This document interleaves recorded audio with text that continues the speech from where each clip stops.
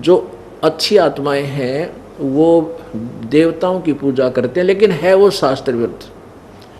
अब फिर आते हैं पवित्र गीता जी अध्याय नंबर 7 के श्लोक 15 से आगे चलते हैं। अब ऐसे इस पवित्र सदग्रंथ का एक तत्व, एक सार निकलेगा, और इस सार के बाद हम अपनी भक्ति को सुचारू कर पाएंगे। अब इसमें क्या कहा कि अर्जुन, मेरी पूजा भी यानी ब्रह्म साधना भी 4 प्रकार के करते हैं। अन्य देवताओं की पूजा, तीनों गुणों की पूजा, ये तो व्यर्थ है ही है, ये तो क्लियर कंसेप्ट हो गया, ये तो करनी नहीं। और कहते जो ब्रह्म साधना करते हैं, जो देवी बता रही है और ये काल भी कह रहा है, वो 4 प्रकार के करते हैं। एक अर्थार्थी, एक आरत, जिज्ञासु और ज्ञानी। अर्थार्थी वो होते हैं जो धन लाभ के लिए वेदों के ही श्लोकों मंत्रों से धार्मिक अनुष्ठान हवन यज्ञ आदि करते हैं। वो कोई और किसी शास्त्र के मंत्र जंत्र का सहयोग नहीं करते। ओम जय जगदीश रे, स्वामी जय जगदीश रे, जय गणेश देवा, इस तरह की आरतियाँ नहीं करते। वो केवल वेदों के मंत्रों से अनुष्ठान करते हैं। जैसे ये गायत्री मंत्र बना रखा है, ओम भूर्भुवः स्वः, वैसे इस मंत्र के साथ ओम शब्द नहीं लगना चाहिए। ये गलत है बिल्कुल, क्योंकि ये यजुर्वेद अध्याय नंबर 36 का मंत्र 3 है और उसमें ओम शब्द नहीं लगा हुआ है, और उसमें पूर्ण परमात्मा की महिमा गाई गई है। वो केवल एक महिमा बताई गई है, उसके पाठ से बार बार जाप करने से केवल ज्ञान यज्ञ का फल मिलता है। और यज्ञ का फल ऐसा समझो जैसे रोगी को ग्लूकोज हो।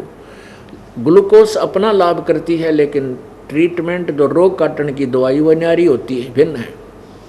वो ये मंत्र है जो दास आपको बताएगा। तो यहाँ प्रसंग चल रहा है कि ये क्या बताया है कि अर्थार्थी जो धन लाभ के लिए वेदों के मंत्रों से ही अपने धार्मिक अनुष्ठान करते हैं। आरत संकट निवारण करने के लिए भी वेदों के मंत्रों से ही वो अपना जंतर मंत्र यानी कोई अनुष्ठान करते हैं। और जिज्ञासु वो होते हैं जो परमात्मा की प्राप्ति की इच्छा से घर से निकलते हैं, और जैसे भी उनको गुरु संत मिले उनसे ज्ञान ग्रहण कर लेते हैं, वेदों के मंत्रों को कंठस्थ याद कर लेते हैं और आगे जाके वो वक्ता बन जाते हैं। वो भी तीनों ऊपर के ये तीनों यूजलेस बताए हैं। ब्रह्म के साधक अर्थार्थी, आर्थ और ये जिज्ञासु कहते ये मुझे अच्छे नहीं लगते। और ज्ञानी जो चौथे प्रकार का ज्ञानी है, ज्ञानी आत्मा वो होती है जिसको ये पता लग गया कि मानुष जीवन दुर्लभ है, मिले न बारंबार है। और जैसे तरवत से पत्ता टूट जाए फिर नहीं लागे डार, मानुष जन्म पाकर जो नहीं रटे हरि नाम, और जैसे कुआ जल बिना फिर बनवाया किसका। यूजलेस इस मानुष शरीर, ये मिट्टी हमारे किसे काम नहीं आओगी जब भक्ति नहीं की, परमात्मा प्राप्ति का प्रयत्न नहीं किया।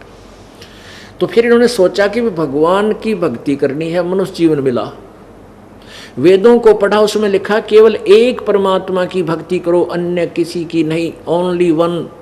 उस एक परमात्मा को जानो जो सर्व सृष्टि रचनहार है, वो पाप नाशक है, सबका दुख निवारण करने वाला है, वो पूर्ण परमात्मा है। उसी की भक्ति से जन्म मृत्यु का रोग समाप्त होगा। अब उन ज्ञानी आत्माओं ने ब्रह्मा विष्णु महेश और अन्य देवताओं की पूजा की चाह नहीं रही।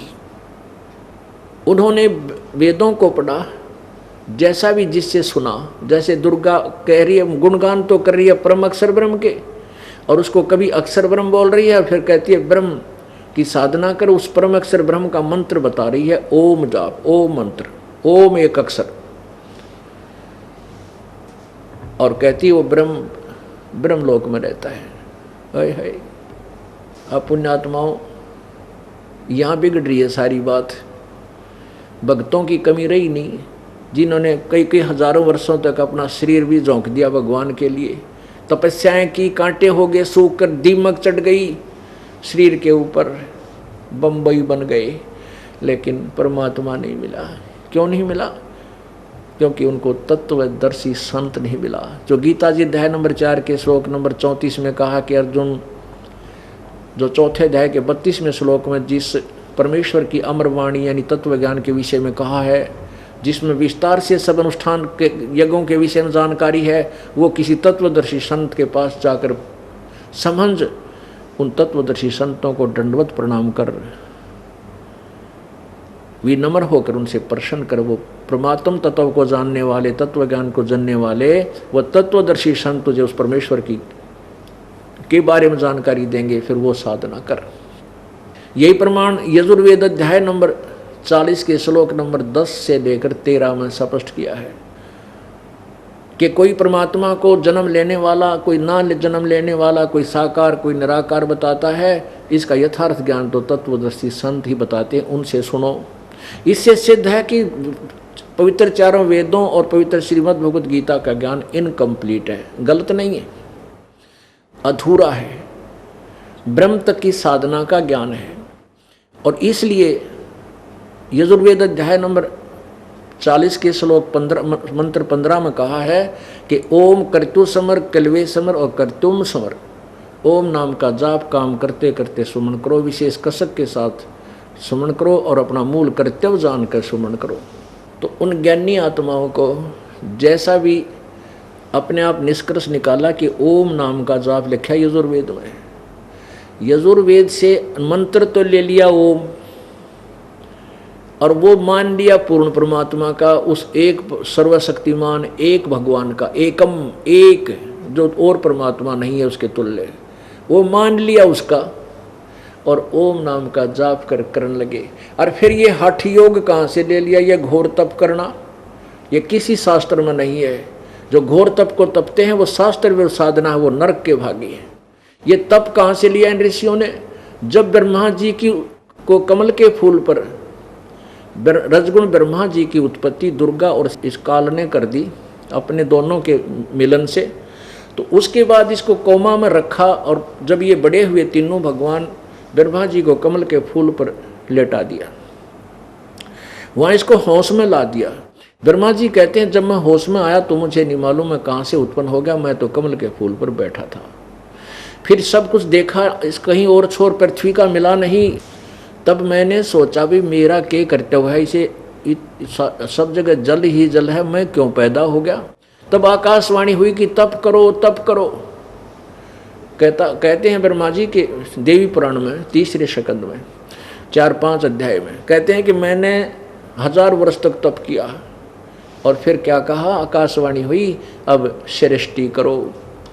तो यही सबसम वेद में लिखा है परमात्मा की सच्चिदानंद घन की वाणी में, तपो तपो कर वाक्य सुनाया, लोक रचो बल मेरी माया।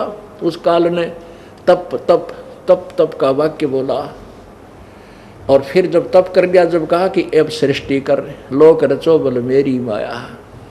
अब वहां से तप ले लिया, क्योंकि जब तक तो ब्रह्मा को वेद मिले भी नहीं थे। अब वो तपो तपो का वाक्य जो आकाशवाणी हुई, वो काल ने करी ब्रह्म ने भ्रमित करने के लिए। तो इन देवताओं ने वो तपो शब्द तप का तो वहां से ले लिया कि भगवान उस काल की वाणी को परम पूर्ण परमात्मा की का आदेश मान लिया, जबकि इस काल का आदेश था। उसके बाद ये चारों वेद मिले, वेदों में ओम मंत्र पाया, तो इन सब ने यू खिचड़ी बना ली। ओम नाम तो ले लिया वेदों से पूर्ण ब्रह्म का जान के, और तप सुन लिया ब्रह्मा जी से उस आकाशवाणी मान के पूर्ण परमात्मा की। इन सब ने मिलकर फिर ये ओम नाम का जाप शुरू करने लगे बैठ के। ये कुछ देर तक जब मंत्र का हम जाप करेंगे, इससे कुछ अंदर हमारे आध्यात्मिक शक्ति उत्पन्न होती है। जैसे हम पंप से हवा भरते हैं साइकिल की ट्यूब में, तो धीरे धीरे वो उसमें शक्ति आनी होती शुरू हो जाती है, करड़ापन हो जाता है। तो उसके बाद फिर क्या होता है कि कुछ दिनों के बाद उस ओम नाम के मंत्र से शरीर का ऐसी स्थिति बन जाती है कि गर्मी सर्दी भी कम लगने लग जाती है आध्यात्मिक शक्ति के कारण। फिर ये क्या करते हैं, अपने आप धीरे धीरे अंदर टटोलना शुरू करते हैं। फिर इनका कोई कमल खुल जाता है। ओम नाम का जाप ये उच्चारण करके करते हैं। गीता जी अध्याय नंबर 8 के श्लोक नंबर 13 में गीता ज्ञानदाता कहता है कि मेरा एक ओम अक्षर है, मुझ ब्रह्म का ओम इति एक अक्षरम ब्रह्म व्यवहारण माम अनुसमरण ये प्रयाति तजन देहं सयाति परमाम गति। ये कहता है कि मेरा एक वो मंत्र है उच्चारण करके सुमन करने का।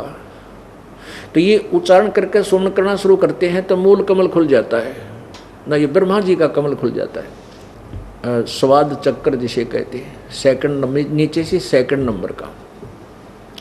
तो इसमें से कोई भी एक कमल, हमारे शरीर में एक चैनल बने हैं, जैसे टीवी में चैनल होते हैं, और जौन सा भी चैनल ऑन हो गया, यदि टीवी ठीक है और कनेक्टेड है पीछे से, तो उसमें उस चैनल के कार्यक्रम आने प्रारंभ हो जाते हैं। किसी में फिल्म चल रही है, कितना कोई झरना बह रहा है, कितना कोई एडवर्टाइजमेंट चल रही है, तो आदमी देखता देखता उसमें काफ़ी समय निकल जाता है। तो ऐसे ही ऋषियों ने साधनाएं की पूर्ण परमात्मा की प्राप्ति के लिए, पूर्ण परमात्मा की भक्ति जानकर, और कर ली काल की भक्ति ब्रह्म की। तो ऐसे समाधिस्थ हुए, इनको अंदर की झलक आने लगी और अंदर टेलीविज़न की तरह बहुत सुंदर दृश्य आने शुरू हो जाते हैं, जो समाधि लगाती है। वैसे समाधि में 10 मिनट भी ना बैठा था आदमी, बजाय अंदर कुछ ना दिखा था इसने, कौन ड्रेड हो वे, मतलब अंदर इस शरीर में पूरे ब्रह्मांड के जहाँ जहाँ भी जिस कमल का संबंध है, उसके इस कमल के अंदर, इस हमारे शरीर के अंदर, रीढ़ की हड्डी के अंदर की तरफ जो बने हुए कमल हैं, इनमें ऊपर के पूरे दृश्य टीवी की तरह एक स्थान पर आप देख सकते हैं। तो ये ऋषि लोग ऐसे देखने शुरू कर दिए ना, अब बिना पता कौन से कमल में कहाँ घूम रहा हूँ मैं, तो वो ऊपर के नज़ारे किधर डांस हो रहे हैं, किधर बाजे बाज रहे हैं ऊपर के लोगों के, और किधर झरने बह रहे हैं, किधर कुछ हो रहा है, किधर कुछ हो रहा है, उनको देख देख कर ये काफ़ी वर्षों तक बैठे रहते हैं। और ऐसी अभ्यास, ऐसी आदत बन जाती है, जो ही वो बाहर समाधि टूट जाती है तो बाहर का दृश्य उसको अच्छा नहीं लगता, फिर बाज के फिर अंदर देखते हैं, अब देखूंगा ऊपर क्या है, और वो देख रहे हैं फिल्म, और बैठने से तप बन गया। अब उस फिल्म को देखने के लिए जो वो बैठे रहे 10 वर्ष, 20 वर्ष, 50 वर्ष, उससे तप बन गया और सिद्धियां आ गई इन मंत्र से। ये प्रभु पा के गए, जो बैटरी चार्ज कर ली 5, 10, 20, 50 वर्ष बैठ कर जो साधना की, उससे तप बन गया, और तप के साथ साथ जो मंत्र जाप करते थे उस सिद्धियां आ गई। और फिर भगवान तो मिला नहीं, क्योंकि इस काल भगवान ने प्रतिज्ञा की है कि मैं कभी भी अपने वास्तविक रूप में किसी के सामने नहीं आऊँगा।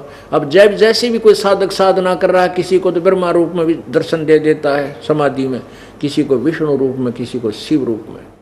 तो वो साधक जिसने शिव रूप में साथ दर्शन दिए हैं काल ने, ब्रह्म ने, उस ओम नाम के जापते हैं, तो वो मान लेता है कि शिव जी जो है ना, ये तमोगुण शिव, ये ही पूर्ण परमात्मा है।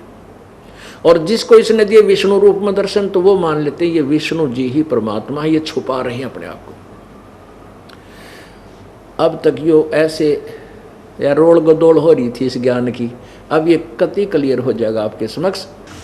अब परमेश्वर कबीर देव की वाणी, नौमन सूत उलझिया और ऋषि रहे झकमार, और सतगुरु ऐसा सुलझा दे भाई उलझे न दो जी बार। सतगुरु तत्वदर्शी संत वो कबीर परमात्मा आए थे, वो सुलझा कर दरका गए थे उस सूत को, लेकिन हम बालक हैं, हमने फिर उलझा लिया।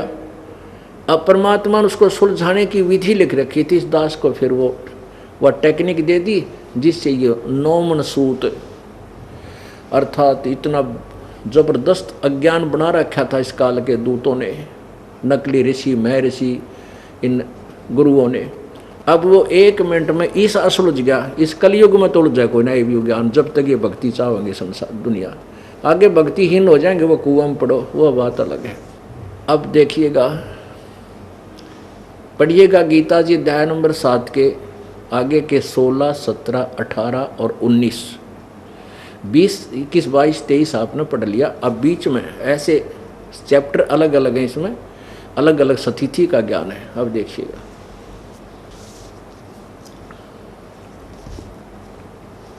ये जय दयाल गोविंद का द्वारा अनुवादित है, प्रकाशक एवं मुद्रक गीता प्रेस गोरखपुर, गोविंद भवन कार्यालय कोलकाता का संस्थान।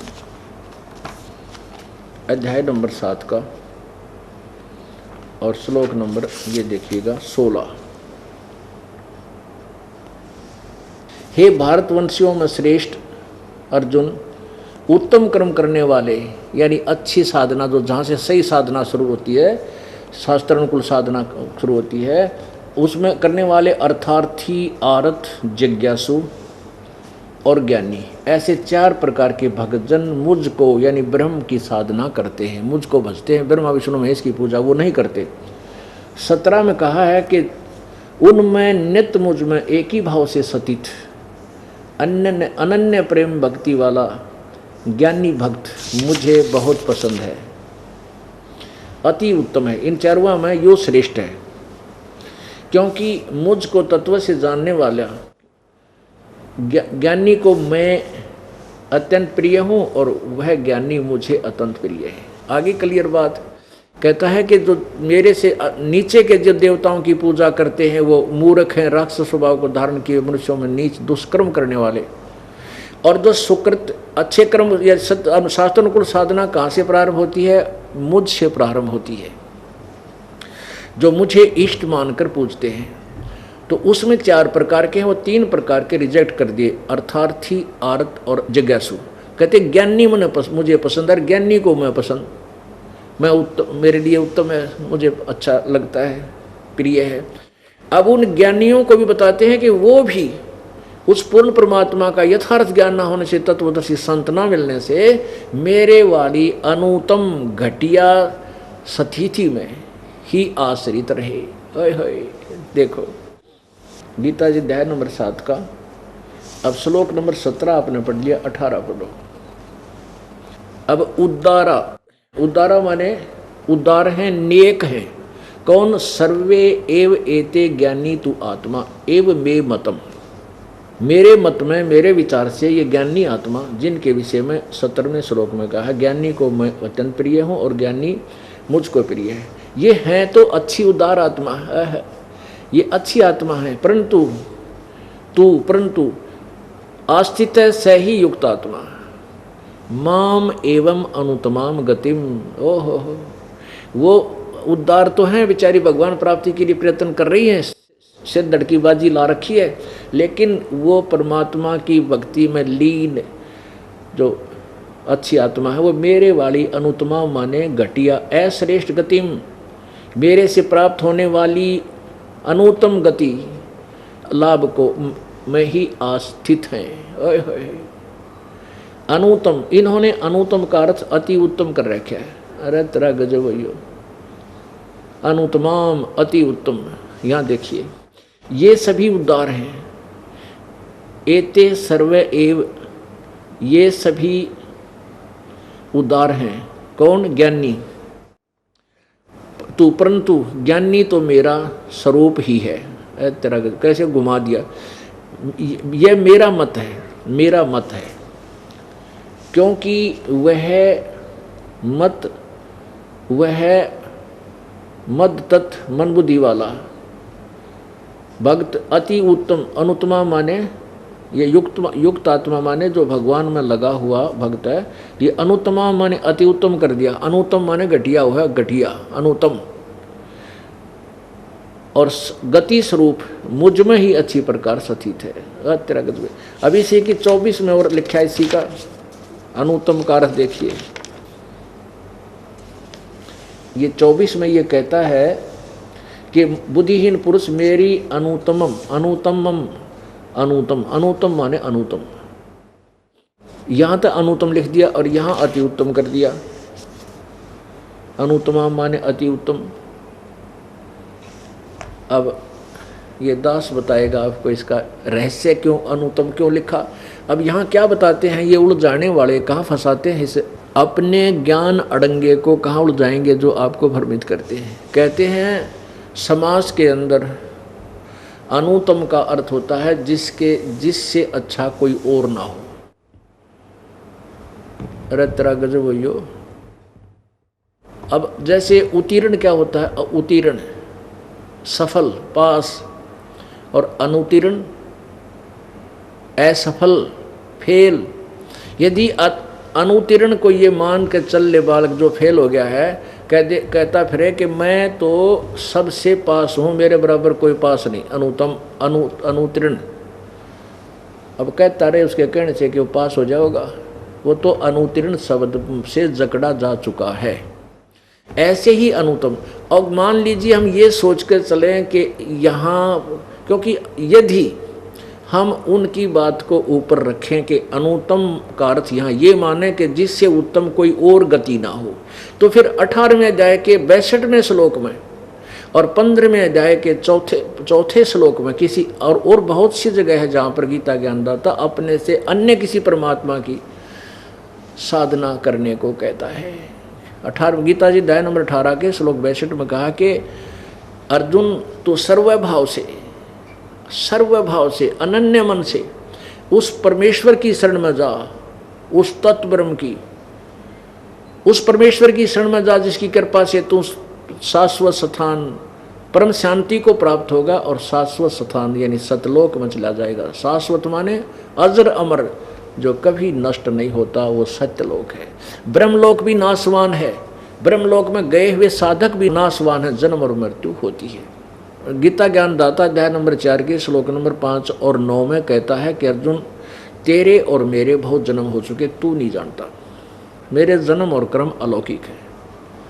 गीता जी अध्याय नंबर 10 के श्लोक 2 में कहा है गीता ज्ञानदाता ने कि अर्जुन मेरी उत्पत्ति को, मेरे जन्म को न तो ऋषि जन जानते ना ये देवता, क्योंकि ये मेरे से उत्पन्न हुए, क्योंकि ये ब्रह्मा विष्णु महेश काल से उत्पन्न हुए हैं दुर्गा के संयोग से, और आगे फिर इन्हीं की संतान है ये जितनी संसार सृष्टि है। तो पिता की जन्म को, पिता की इस उत्पत्ति को संतान नहीं जान सकती। दादाजी बताते हैं, डेट ऑफ बर्थ बता देंगे, उनका सारा विवरण बता देंगे। तो पूर्ण परमात्मा कबीर देव जो हम सबका पिता है, परम पिता है, उन्होंने आकर के ये सारी हिस्ट्री बता रखी है पहले अपनी उस सच्चिदानंद घन की वाणी में, अपने कबीर वाणी में वो पहले लिख रखी भगवान ने, जो आज सब सदगण समर्थन दे रहे हैं उसको। तो पुण्यात्माओं, यदि हम यहाँ ये मान कर चले, इससे सिद्ध है कि गीता ज्ञान दाता का भी जन्म मृत्यु होती है, और जब तक जन्म मृत्यु है जीव सुखी नहीं होता। और ये खुद कहता है कोई और परमात्मा है, उसकी साधना करने से फिर उसका ज्ञान हो जाएगा, तो फिर वो जन्म मृत्यु से ही छूटने का प्रयत्न करता। अब आइए फिर एक बार पहले इस अनुत्तम गति क्यों कही, इस कंसेप्ट को क्लियर करते हैं। अब ये ज्ञानी आत्मा जिनको ये ज्ञान हुआ कि भाई मनुष्य जीवन बार बार नहीं मिलेगा और जय हाथ से छूट गया या बात बिगड़ जाएगी, तो उन्होंने वेदों के अतिरिक्त कोई शास्त्र नहीं छेड़ा, वेदों को पढ़ा, वेदों से निष्कर्ष निकाला कि इसमें ओम नाम का जाप है।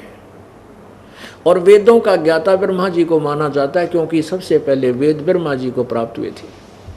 तो ब्रह्मा जी से ज्ञान सुना, ओम नाम का जाप उन्होंने पूर्ण परमात्मा का मान लिया, और उधर से ब्रह्मा जी ने आकाशवाणी जो काल की हुई थी तप करो, वो तप करने का आदेश भी साथ जोड़ दिया।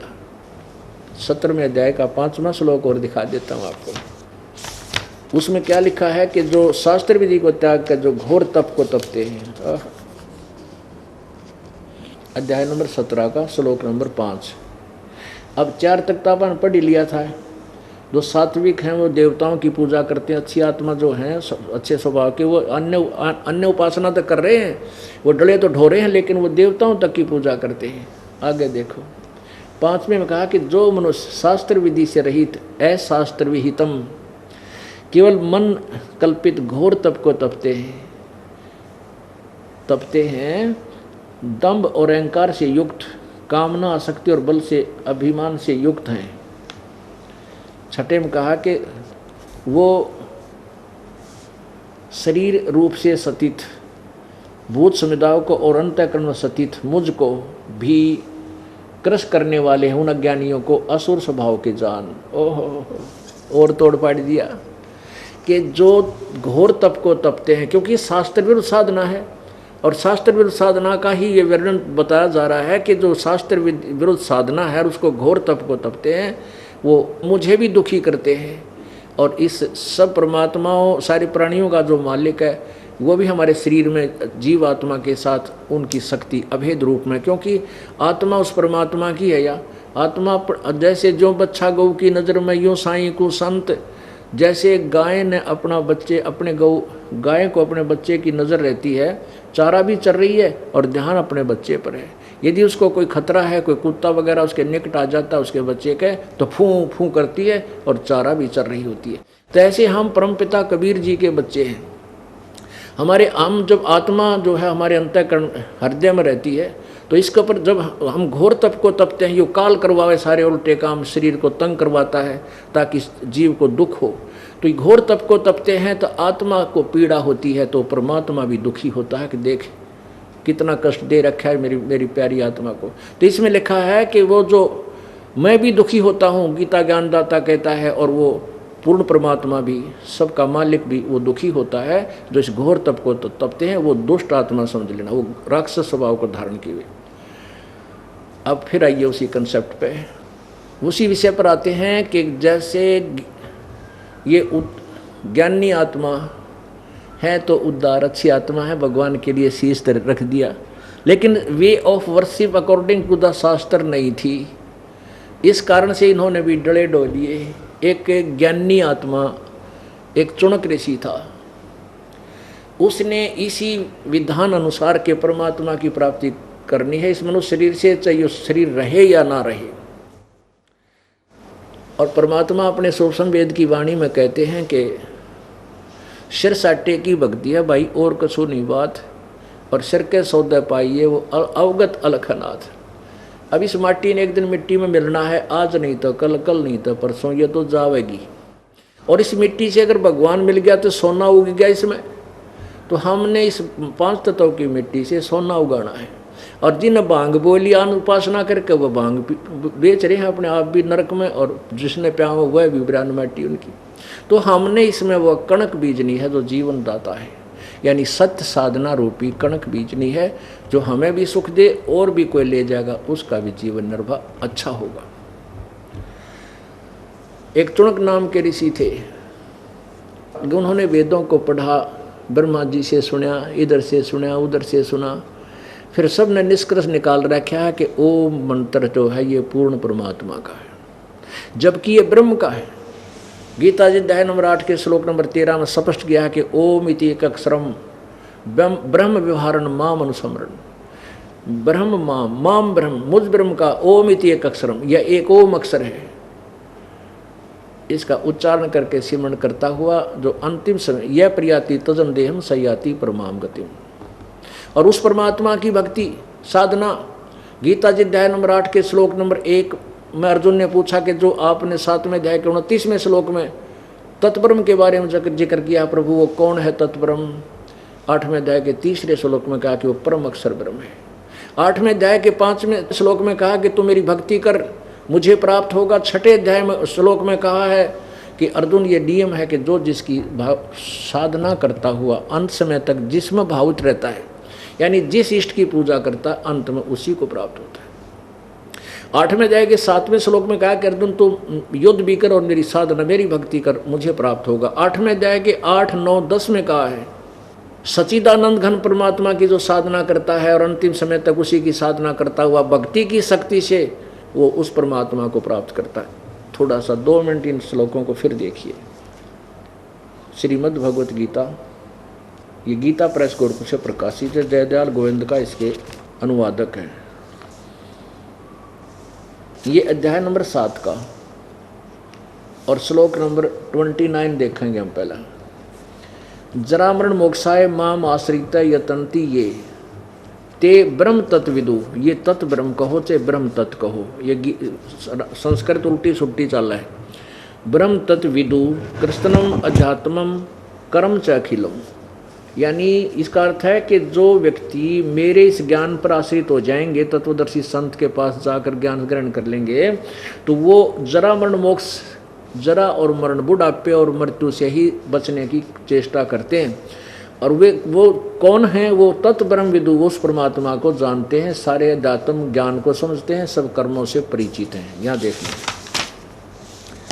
जो मेरे शरण होकर जरा मरण से छूटने के लिए यत्न करते हैं, वे पुरुष तत्ब्रह्म, तत्ब्रह्म यानी तत्ब्रह्म, उस ब्रह्म को तत् ब्रह्म, उस ब्रह्म को और संपूर्ण अध्यात्म को तथा संपूर्ण कर्मों को जानते हैं। 7वें में केवल 30 श्लोक हैं, ये 30वां यहाँ समाप्त हो जाता है। 8वां प्रारंभ हो गया। अथ 8वां अध्याय। अर्जुन ने पूछा किम तत् ब्रह्म, किम अध्यात्म, क्योंकि अध्यात्म का इसमें जिक्र किया है 30वें में। जो पुरुष अधिभूत अधिदैव सहित और अधियज सहित सबका आत्मरूप मुझको अंत काल में भी जानते हैं, वे युक्त चित्त वाले पुरुष मुझे ही जानते हैं अर्थात प्राप्त होते हैं। तो यहाँ पूछा है प्रथम में कि किम तत्ब्रह्म, 8वें के प्रथम में किम तत्ब्रह्म, किम अध्यात्म, किम कर्म पुरुषोत्तम, अधिभूतम च किम प्रोक्तम, अधिदेवम किम उच्यते। उत्तर दिया है इसका, हे पुरुषोत्तम तत्ब्रह्म, वह ब्रह्म क्या है, वह ब्रह्म क्या है, तेरे से न्यारा वो परमात्मा और कौन है। तीसरे में उत्तर दिया है कि वह परम अक्षर ब्रह्म है, वह तो परम अक्षर ब्रह्म है। अच्छा, ये 5वें में क्या कहा है, 8वें अध्याय का 5वें में कहा है कि जो पुरुष अंत काल में भी मुझको ही स्मरण करता शरीर त्याग कर जाता है, वह मेरे, वैसे तो ये लिखा साक्षात रूप को नहीं, वह मेरे भाव में भावुत होता, मद भावम याति, वह मेरे भाव में भावित रहता है, मेरे भाव में भावुत रहता है, उसमें कोई संशय नहीं। और 6 में इससे लिंक है। 6 में क्या कहा है कि हे कुंती पुत्र, अंत काल में जिस भी भाव को स्मरण करता हुआ शरीर को त्याग करता है, वह उसी को ही प्राप्त होता है, सदा उसी भाव में भावित रहता है। अब 7वें में कहा है कि इसलिए तू मेरे में भाव कर लगेगा तो मेरी भक्ति कर। इसलिए अर्जुन सब समय में निरंतर मेरा स्मरण कर और युद्ध भी कर। इस प्रकार अर्पण किए हुए मन बुद्धि युक्त होकर निसंदेह मुझे ही प्राप्त होगा। ये 8वें में कमाल कर दिया। 8वें अध्याय नंबर 8 का और श्लोक नंबर 13, जो दास आपको कंसेप्ट करना चाहता है वो देखिएगा। 13 में कहा है ओम इति एकाक्षरम ब्रह्म व्यवहारन माम अनुस्मरण। माम ब्रह्म, मुझ ब्रह्म का केवल ओम, यह एक अक्षर है, और माम अनुस्मरण, जो मेरे माम ब्रह्म, मुझ ब्रह्म का स्मरण करता हुआ, ये प्रयाति तजंदेहम सयाति परमाम गति। इसका यहाँ से शुरू होता है, ये इकट्ठा कर रखा है इन्होंने 12 और 13। 13 यहाँ से शुरू है। जो पुरुष ओम, इस एक अक्षर रूप ब्रह्म को उच्चारण करता हुआ, व्याहरण उच्चारण करता हुआ, मुझ निर्गुण ब्रह्म का चिंतन करता शरीर त्याग कर जाता हुआ, वह परम गति को प्राप्त होता है। अब यहाँ तो इसने बता दिया कि मेरा सिमरण कर मुझे प्राप्त होगा, और मेरा मंत्र ओम, एक अक्षर ओम है। ये इन्होंने अनुवाद गलत किया है, एक अक्षर रूप ब्रह्म नहीं है। इसका ये एक अक्षर का अर्थ है जो ओम है, इसी को एक अक्षर बोलते हैं। और उस परमात्मा के, अब 8वें अध्याय के 8वें में आते हैं, 8वें अध्याय के 8, 9, 10 को अब फिर समझते हैं। 7वें तक तो गीता ज्ञानदाता कहता है कि मेरी भक्ति कर, मेरा एक ओम मंत्र है, और उस अन्य कोई परमात्मा है, ये देखिएगा। अब 8वें अध्याय का ये 7वें तक तो इसने कह दिया कि मेरी भक्ति कर, इसलिए सब समय में मेरा स्मरण कर, मुझसे और युद्ध भी कर, इस प्रकार निसंदेह मुझे ही प्राप्त होगा। 8वें में कहा है हे पार्थ, यह नियम है कि परमेश्वर के अध्ययन अभ्यास, यानी कोई और परमात्मा है। हे पार्थ, यह नियम है कि परमेश्वर के ध्यान के अभ्यास रूप योग से युक्त दूसरी ओर न जाने वाले चित्त से निरंतर चिंतन करता हुआ परम प्रकाश, परम दिव्य पुरुष परमेश्वर, परम दिव्य पुरुष परमेश्वर, ये प्रकाश रूप तो ये अपने, क्योंकि न जितना ज्ञान हुआ थोड़ी गे लड़ा रखी है। परम दिव्य पुरुष, परमम दिव्यम पुरुषम, परम दिव्य पुरुष अर्थात परमेश्वर को प्राप्त होता है। कोई इससे अलग भगवान है। 9 में कहा है, ये कवियम लिखा, कवियम, जो पुरुष, इन्होंने, हम इन्हीं की थ्योरी पढ़ते हैं पहले, सर्वज्ञ अनादि सबके नियंता, यानी सबका नियंत्रण, सबका मालिक है वो गीता ज्ञानदाता से कोई और है, और सूक्ष्म से अति सूक्ष्म, सबका धारण पोषण करने वाला, अत्यंत अचिंत स्वरूप, सूर्य के सदृश नित्य चेतन प्रकाश रूप अविद्या से अति परे सच्चिदानंद घन परमेश्वर का स्मरण करता है। सच्चिदानंद घन यानी गीता ज्ञान दाता से और है।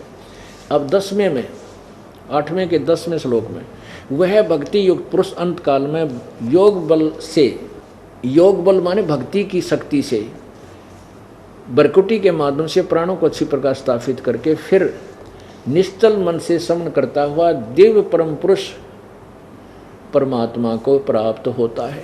अब वो सच्चिदानंद घन परमात्मा को प्राप्त होता है जो उसकी साधना करता है। उसकी साधना क्या है?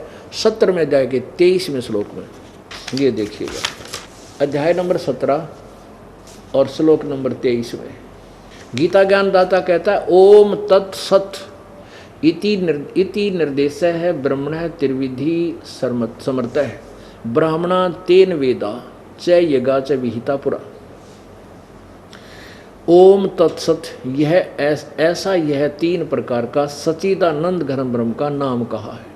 अब गीता ज्ञान दाता ने अपना मंत्र तो बता ही रखा है कि मेरा तो ये ओम एक ब्रह्म है,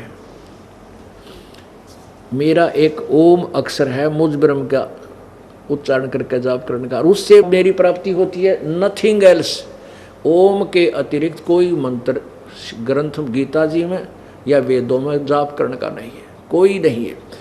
इससे ओम नाम तो है ब्रह्म का, और ओम तत्सत, ये ओम तो ब्रह्म का और तत् और सत ये 2 सांकेतिक शब्द हैं, ये दास बताओगा। ओम और तत् शब्द मिलकर ये सतनाम बन जाता 2 अक्षर का, और तीसरा जो सत्य है वो और तीसरा बाद में दिया जाता वो सार नाम है। इन तीनों मंत्रों से ओम तत्सत से ओम तत्सत नाम जो है पूर्ण परमात्मा का है। अब कहते हैं उसकी भक्ति करता है तो उसके पास जाता है, उस भक्ति की शक्ति से, उस मंत्र के जाप की कमाई से, और मेरा जो ओम नाम का जाप करता है मेरे वाली गति को प्राप्त होता है। अब इस काल वाली गति, ब्रह्म वाली गति पर विवेचन करते हैं। अब हम फिर अपने उसी कंसेप्ट पर आते हैं, उसी विषय पर आते हैं कि 7वें अध्याय के 18वें श्लोक में गीता ज्ञान दाता कहता है कि ये ज्ञानी आत्मा जिनको पता लगा कि भगवान की भक्ति नहीं की इस मनुष्य शरीर से तो ये व्यर्थ है, और परमात्मा की भक्ति केवल एक भगवान की भक्ति करनी है जिससे सब ब्रह्मांडों की उत्पत्ति हुई है, जो सबका मालिक है, मोक्षदायक है, और किसी की भक्ति भक्ति करने योग्य नहीं है। तो उन्होंने क्या किया कि ओम मंत्र का जाप वेदों से जैसा भी किसी से सुना या आप जाना, और तप करने का वो तप का ज्ञान जो है वो ब्रह्मा जी से वो खिचड़ी ज्ञान बना लिया। एक चुणक नाम के ऋषि थे, उन्होंने विचार किया कि मनुष्य जीवन बार बार नहीं मिलता। उन्होंने उसी आधार से, उस लोक वेद के आधार से इस ब्रह्म को संपूर्ण परमात्मा मान रखा था। लोक वेद होता है सुना सुनाया ज्ञान, दंत कथा, जो जनसाधारण की थ्योरी होती है उसको लोक वेद बोलते हैं, जो सदग्रंथों में वर्णित ना हो। तो उसमें क्या हुआ कि उसने चणुक ऋषि जी ने हजारों वर्षों तक ओम नाम का जाप और मेडिटेशन, वो हठ योग तप किया। अब इस ओम नाम के जाप से परमात्मा प्राप्ति नहीं होती। गीता जी अध्याय नंबर 11 के श्लोक नंबर 47-48 में कति क्लियर किया है गीता ज्ञान दाता काल ने। 11वें अध्याय के 32वें श्लोक में गीता ज्ञान दाता कहता मैं काल हूँ। पुण्यात्माओं श्री कृष्ण काल नहीं थे, उन्होंने ना पहले कभी काल कहा अपने आप को, ना बाद में कभी काल कहा। वो तो एक सतोगुण भगवान थे, बहुत अच्छी आत्मा के प्रभु थे। श्री कृष्ण जी के शरीर में प्रवेश करके, श्री कृष्ण जी के शरीर में प्रवेश करके भूत की तरह, प्रेत की तरह यू काल बोल रहा था गीता के ज्ञान को। इसने कहा 11वें अध्याय के 47-48 श्लोक में कि अर्जुन ये मेरा वास्तविक रूप है, मैं काल हूँ, और मेरे इस ज्ञान के मेरे इस रूप के दर्शन अर्थात मेरी प्राप्ति ना तो किसी को पहले हुई ना आगे हो सकती, ये मैंने तेरे पर कृपा करके दिखाई है। ये ना किसी वेदों वर्णित विधि से, ना किसी यज्ञ से, ना जप से, ना तप से किसी प्रकार भी नहीं हो सकती। इति सिद्धम की वेदों में वर्णित विधि से प्रभु प्राप्ति नहीं है। अब इन ज्ञानी पुरुषों ने, विद्वान पुरुषों ने, परमात्मा के चाहने वाली अच्छी आत्माओं ने, उद्धार आत्माओं ने परमात्मा पाने के लिए ये डले डोए ओम नाम का जाप और ये तप किया। अब गीता जी अध्याय नंबर 17 के श्लोक नंबर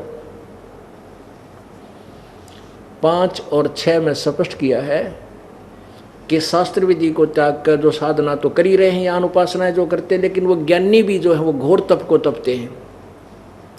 और शरीर के अंदर जो मैं यानी पूर्ण परमात्मा और ये काल, क्योंकि इन कमलों में ये भी रहता है, सहस्रार कमल में, ये घोर तप को तपते हैं, ये मुझे भी दुखी करते हैं। और अंतःकरण में विराजमान वो पूर्ण परमात्मा जो जीवात्मा का के ऊपर जिसकी दृष्टि है, उसको देख कर कहते हैं संत सताए मैं दुखी, मेरा आपा भी दुख होए।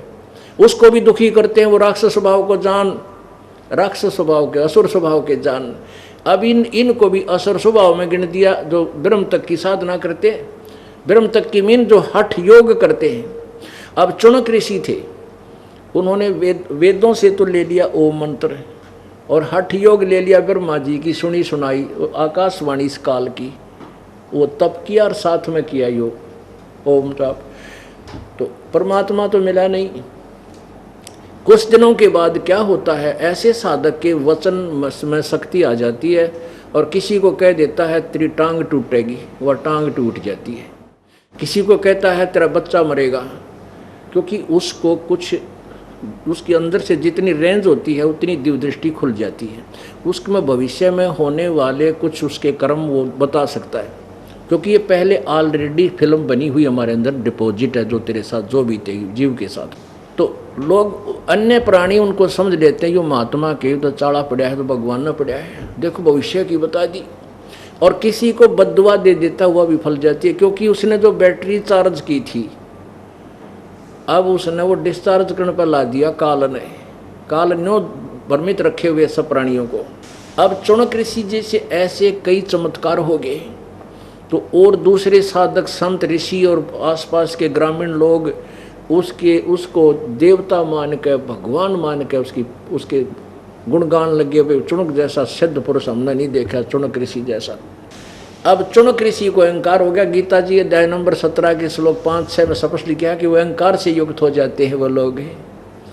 अब उसमें अभिमान हो गया कि मैं तो मेरे जैसा कोई है नहीं, मेरे वचन में ये शक्ति, मैं ये कर दूं, मैं वो कर दूं। एक मानधाता चक्रवर्ती राजा था। चक्रवर्ती मीन पूरे पृथ्वी पर जिसका शासन हो, पूरी पृथ्वी के शासक को चक्रवर्ती राजा कहते हैं। और वो चक्रवर्ती राजा क्या करता है, कुछ समय के उपरांत 1 वर्ष में, 2 वर्ष में, 4 वर्ष में एक अपना घोड़ा छोड़ देता है, जिस पे वो स्वयं सवारी करता, जो राजा का घोड़ा होता स्पेशल। और उसके गले में एक पोस्टर चिपका दिया जाता है, पट्टी बांध के पट्टी लटका दी जाती है। उस पे लिखा होता है कि जिस नरेश ने, जिस छोटे राजा ने चक्रवर्ती राजा की अधीनता स्वीकार नहीं है, वो इस घोड़े को बांध ले और युद्ध के लिए तैयार हो जाए। और राजा के पास उसमें लिख दी जाती है 72 अक्षौणी सेना है, ऐसा लिखा हुआ। वो घोड़ा पूरी पृथ्वी पर घूम कर वापस आ गया, किसी की नहीं पकड़ा किसी ने, सबने चक्रवर्ती राजा मानदाता की पराधीनता स्वीकार कर ली। अब जो घोड़ा और सैनिक गए थे वहां से, कहां से, जहां चुनक ऋषि की कुटिया थी। राजा उस ऋषि ने जाते समय भी देखा उस लाबड़दे को, एक घोड़ा, हजारों सैनिक साथ में थे। वापस आए तब देखा तो ऋषि ने पूछा, भाई सैनिकों, ये घोड़ा बगैर सवारी किसी पर, इस पर कोई बैठा नहीं है, ये क्या कारण है? तो उन सैनिकों ने बताया कि ऋषि जी, ये राजा मानधाता चक्रवर्ती का घोड़ा है और इस पे कोई बैठ नहीं सकता। उन्होंने अपना सारा कारण बताया कि हम ऐसे ऐसे इसको छोड़ा हुआ है, कोई चक्रवर्ती राजा की पराधीनता स्वीकार नहीं है, तो इसको पकड़े और पकड़ लेगा तो राजा उससे युद्ध करता है और उसको अपना पराधीन बना लेता है। तो चुनक ऋषि ने पूछा कि भाई इस घोड़े को पूरी पृथ्वी पर किसी ने नहीं पकड़ा, एक ये सैनिक सिपाही एक आधा नकमी आत्मा होया करे, सारे तो नहीं। वो अहंकार वश बोला कि किसकी माँ ने दूध पाया जो हमारे राजा के घोड़े ने पकड़ दिया, जाड़ फोड़ दिया, दांत निकाल दें उसके। अब उधर से चुनक ऋषि भी अंडी पा क्या बैठा था भाई। कहने लगा अच्छा, अब चुनक ऋषि ने सोचा कि इस राजा और सैनिकों को अभिमान है, ले इनकी मरोड़ काट दूं। इस उद्देश्य से क्या इनकी जो ना ठीक सीधा कर दूं इस राजा को। चुनक ऋषि बोला भाई इस घोड़े को मैं पकड़ लूं और तुम्हारे राजा का युद्ध ओट लूं तो क्या हो। और सैनिक बोले फिर क्या हो, फिर तेरा जूत मारा पकड़ कर देख। वो बोला भाई मैंने इस राजा का घोड़ा पकड़ लिया और युद्ध ओट लिया, युद्ध स्वीकार कर लिया तुम्हारे राजा का।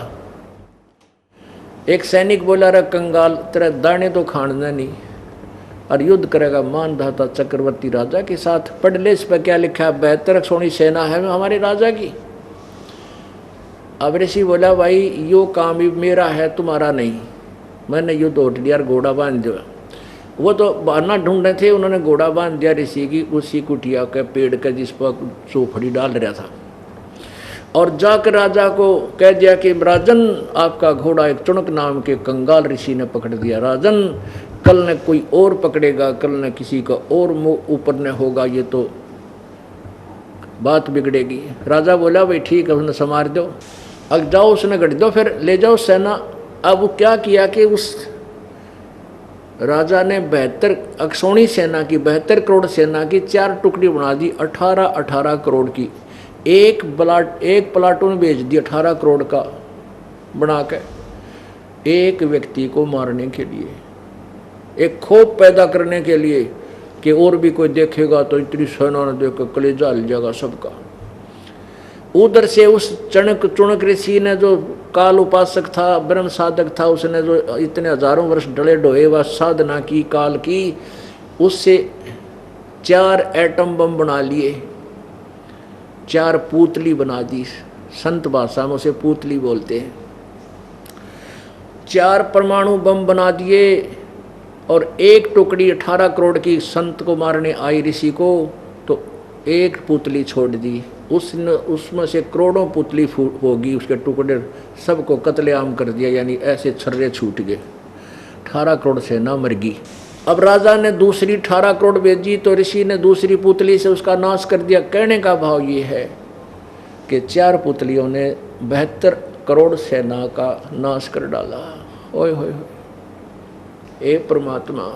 यहाँ सवसम वेद जो गीता जी अध्याय नंबर 4 के श्लोक 32 में जिसके विषय में कहा कि उसके अंदर विशेष विस्तृत विज्ञान है, वो साधना करने की है, कुछ नहीं, कुछ ठीक, कौन सी ठीक है कौन सी ठीक नहीं है, ये विस्तृत ज्ञान उस तत्व ज्ञान में है। उसमें क्या बताया है,